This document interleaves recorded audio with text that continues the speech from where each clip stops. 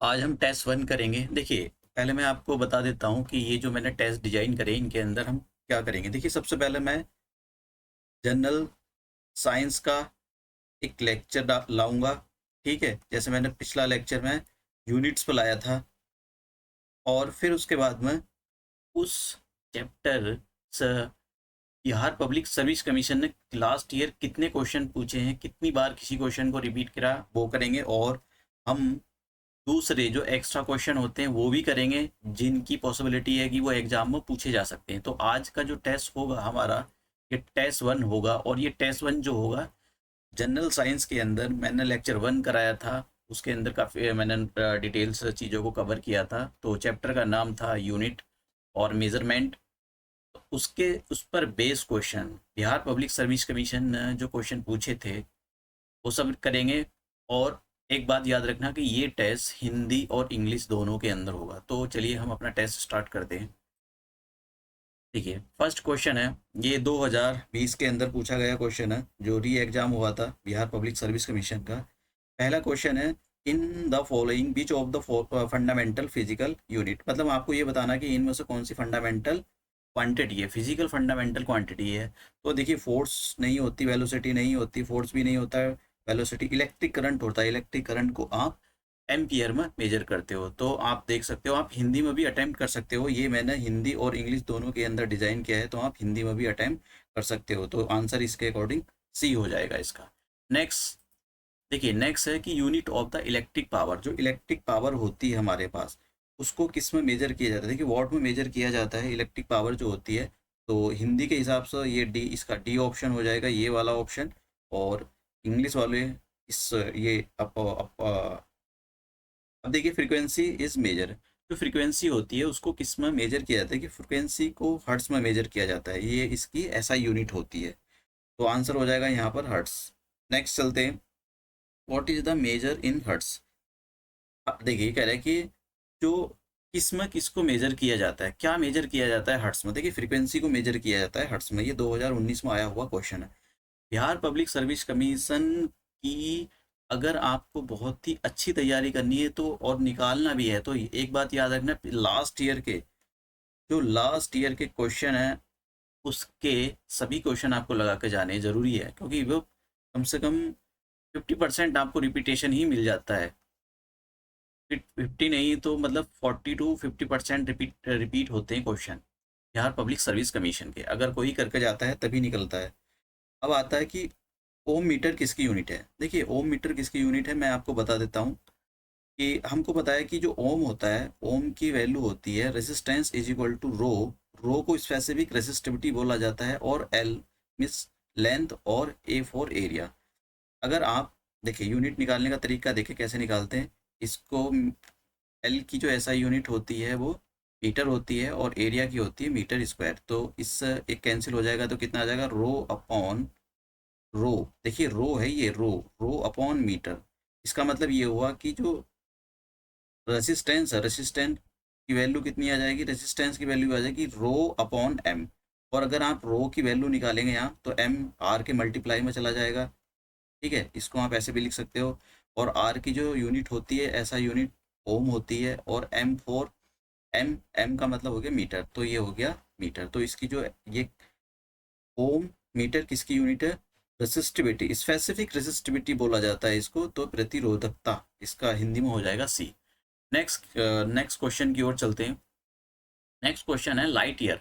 देखिए, light year मैंने बताया था कि जो लाइट होती है वो एक साल में लाइट की स्पीड से कितनी डिस्टेंस कवर करती है, तो उसको लाइट ईयर बोला जाता है। तो इसका आंसर हो जाएगा ये। Next, angstrom is a unit of the. देखिए, ये जो एंगस्ट्रॉम होती है, इसमें हम क्या नापते हैं, इसमें हम नापते हैं जो वेवलेंथ होती है। आपने सुना होगा कि जो इस टाइप के ये ग्राफ भी देखा होगा, तो वेवलेंथ क्या होती है, दो क्रस्ट के बीच की जो डिस्टेंस होती है, इसको लैम्डा से रिप्रेजेंट, इसको वेवलेंथ बोलते हैं। और जो एटॉमिक स्ट्रक्चर, मतलब जो छोटी छोटी चीज़ें होती हैं, जैसे वेवलेंथ हो गया, ये सारी चीज़ें आप किस में मेजर करते हो, ये मेजर करते हो ये मेजर करते हो एंगस्ट्रॉम में। तो एंगस्ट्रॉम का मतलब हो गया यहाँ पर, angstrom is a unit of the wavelength. Wavelength की यूनिट है। वैसे भी यहाँ अगर आपको ये पता हो और ये की वेवलेंथ क्या होती है, देखिए वेवलेंथ एक डिस्टेंस होती है, एंगस्ट्रॉम क्या होती है, एंगस्ट्रॉम एक डिस्टेंस को बताता है। तो उसी हिसाब से आप एनर्जी नहीं हो सकती, फ्रीक्वेंसी नहीं हो सकती, वेलोसिटी नहीं हो सकती, ये भी नहीं हो सकता, तो आंसर कितना हो जाएगा? वेवलेंथ, यानी तरंग दैर्ध्य। नेक्स्ट क्वेश्चन की ओर चलते हैं। नेक्स्ट क्वेश्चन है 1 माइक्रोन मी इज इक्वल टू। देखिए इस टाइप के क्वेश्चन काफ़ी मतलब काफ़ी फेमस है, तो मैं आपको कुछ चीज़ों के बारे में बताना चाहता हूँ। आप ये क्वेश्चन जरा अटेम्प्ट करना, मैं जरा और यहाँ पर कुछ चीज़ों को ऐड करना चाहता हूँ, जरा आप समझने की कोशिश करना। और एक्चुअली ये समझने वाली चीज़ें भी हैं और रटने वाली चीज़ें भी हैं। अगर आप इनको अच्छे से कर पाते हो तो ये मतलब बार बार करना पड़ता है आपको, कन्फ्यूजिंग वाले क्वेश्चन रहते हैं। तो अब ये देखिए, नोट्स देखें यहाँ पर, ये बहुत, आप इसके नोट्स भी बना सकते हो कि 1 मीटर इक्वल टू 10⁻10 एंगस्ट्रॉम होता है। ठीक है, तो एक 1 एंगस्ट्रॉम इक्वल टू कितना हो जाएगा? 10⁻⁻10 मीटर। ठीक है, और आपको पता है कि 1 metre is equal to 100 centimetre.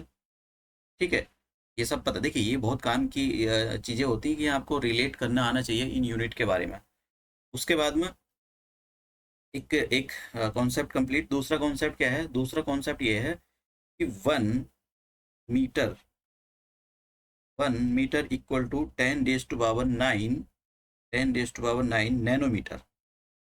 Nanometre, आपके यहाँ पर जो प्रोसेसर लगा रहता है फ़ोन के अंदर हो या फिर लैपटॉप हो, तो उसके अंदर वो नैनोमीटर में ही मेजर किया जाता है। मतलब एटम हो या स्ट्रक्चर हो किसी का भी, तो उसको नैनोमीटर में मेजर किया जाता है। तो इसके अकॉर्डिंग आप 1 नैनोमीटर इक्वल टू 10⁻⁻9 मीटर, इसके अकॉर्डिंग ऐसा आप आंसर निकाल सकते हो।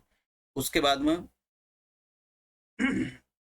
नेक्स्ट क्या है? नेक्स्ट हमारे पास, हम माइक्रोन के बारे में बात करते हैं कि भाई ये माइक्रोमीटर क्या होता है। इसको माइक्रोन भी बोला जाता है और माइक्रोमीटर भी हो जाता है। तो हमको पता है कि देखिए ये आपको पता होना चाहिए कि 1 metre is equal to 10⁻6 micron, या इसको सीधा माइक्रोमीटर लिखो। माइक्रोन या micrometre is the same thing. तो क्या आप ये बता सकते हो कि 1 माइक्रोमीटर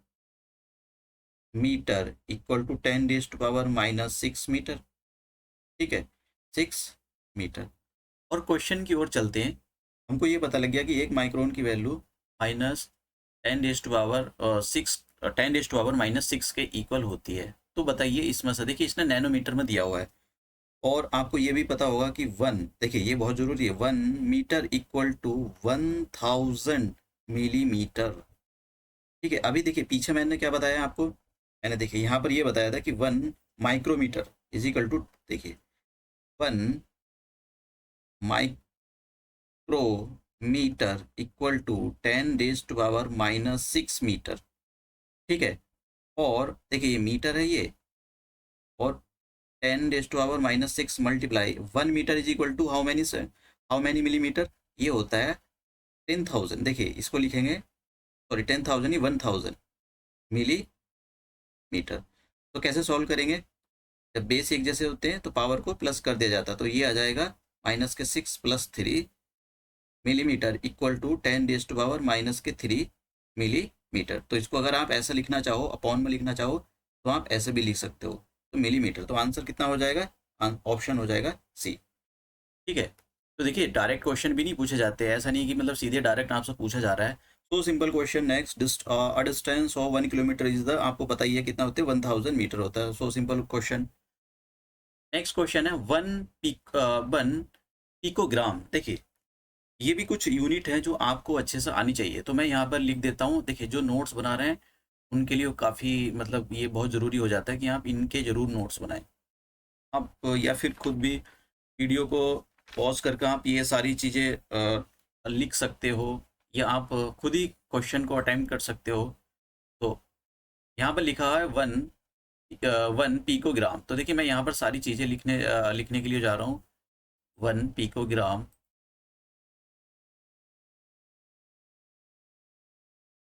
अब देखना है यहाँ पर कि सबसे पहले मैं सभी के बारे में लिखूंगा, ये आपको आना चाहिए। देखिए 1 पिकोग्राम, 1 पिकोग्राम की वैल्यू होती है 10⁻⁻12 ग्राम। ठीक है, फिर आता है नेक्स्ट 1 माइक्रोग्राम इक्वल टू 10⁻⁻6 ग्राम। फिर आता है आपका 1 पेंटोग्राम इक्वल टू 10⁻⁻15 ग्राम। फिर आता है आपका नेक्स्ट 1 मिलीग्राम इक्वल टू 10⁻⁻3 ग्राम। फिर 1 नैनोग्राम इक्वल टू 10⁻⁻9 ग्राम। अगर आपको ये यूनिट याद है तो आप देखिए, कुछ यूनिट बहुत सारी काम की होती हैं जिनको याद करना वो किसी ना किसी फॉर्म में पूछी जाती है। तो इसके हिसाब से अब आप ये जो क्वेश्चन था इसके हिसाब से आप लगा सकते हो कि 1 पिकोग्राम इज इक्वल टू, मैंने आपको बता दिया कि 1 पिकोग्राम को अगर हमको ग्राम में कन्वर्ट करना है तो ये हो जाएगा 10⁻⁻12। देखिए ये जो है ये लिखा हुआ है यहाँ पर, मैं लिख देता हूँ, ये इसने कंप्यूटर ने गलत कर दिया है। ये लिखा हुआ 10⁻⁻60 ग्राम, 10⁻⁻9 ग्राम, 10⁻⁻12 ग्राम और 10⁻⁻15 ग्राम। यहाँ भी यही है 10⁻⁻6 ग्राम, 10⁻⁻9 ग्राम, 10⁻⁻12 ग्राम, 10⁻⁻15 ग्राम। तो कभी आप ये माइनस को सोचने लगो, ये नहीं है, ठीक है, ये नहीं है, ये गलत, इसने कंप्यूटर ने गलत कर दिया है। तो आंसर कितना हो जाएगा? आंसर हो जाएगा ये। तो इसके हिसाब से आंसर ये हो जाएगा। नेक्स्ट क्वेश्चन की ओर चलते हैं। What is the unit of the pressure? देखिए प्रेशर की जो यूनिट होती है, जो प्रेशर का जो फॉर्मूला होता है वो होता है कि फोर्स अपॉन एरिया। फोर्स की यूनिट आपको पता है कि न्यूटन, और एरिया को नापा जाता है मीटर स्क्वायर के अंदर। तो देख लो मीटर स्क्वायर, पहला ही आंसर हो जाएगा। Next question, unit of the pressure.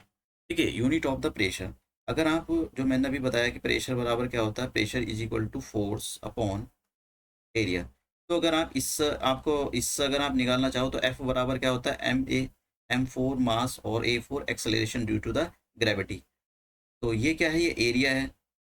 तो इसके हिसाब से अगर आप निकालोगे तो मास को केजी में अप्लाई किया जाता है, ऐसा यूनिट होती है, और एक्सेलरेशन की होती है मीटर पर सेकंड स्क्वायर, और एरिया की होती है मीटर स्क्वायर। एक से एक कैंसिल हो गया तो कितना आ गया? KG upon metre into second square. तो ये कोई ऑप्शन नहीं है, तो इसका आंसर कितना हो जाएगा? आंसर हो जाएगा इसका ये आंसर हो जाएगा। ठीक है, नेक्स्ट क्वेश्चन की ओर चलते हैं।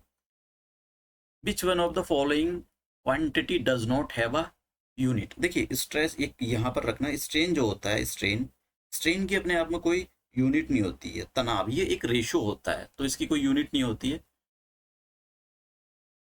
तो नेक्स्ट ये था हमारा आज का टेस्ट। तो आपको मतलब जिसको भी टेस्ट करना है वो 5 मिनट या 10 मिनट बहुत जल्दी कर सकता है, वीडियो को बहुत तेज करके, मतलब एकदम फास्ट करके। तो देखिए ये टेस्ट होते हैं बहुत ज़रूरी। आपको अगर बिहार पब्लिक सर्विस कमीशन के क्वेश्चन पिछले साल के अगर लगाने हो तो आप इन टेस्ट सीरीज के, मैंने कुछ एक्स्ट्रा क्वेश्चन लिए हैं और कुछ पिछले साल के सभी, देखिए पिछले साल के क्वेश्चन मैंने सभी कवर किए हैं, कुछ नहीं छोड़ा है। और कुछ अब दूसरा जो टेस्ट होगा उसके अंदर कुछ नए क्वेश्चन आएंगे जो पिछले साल रिपीट हुए थे। तो आज का लेक्चर यहीं समाप्त करते हैं। Thank you.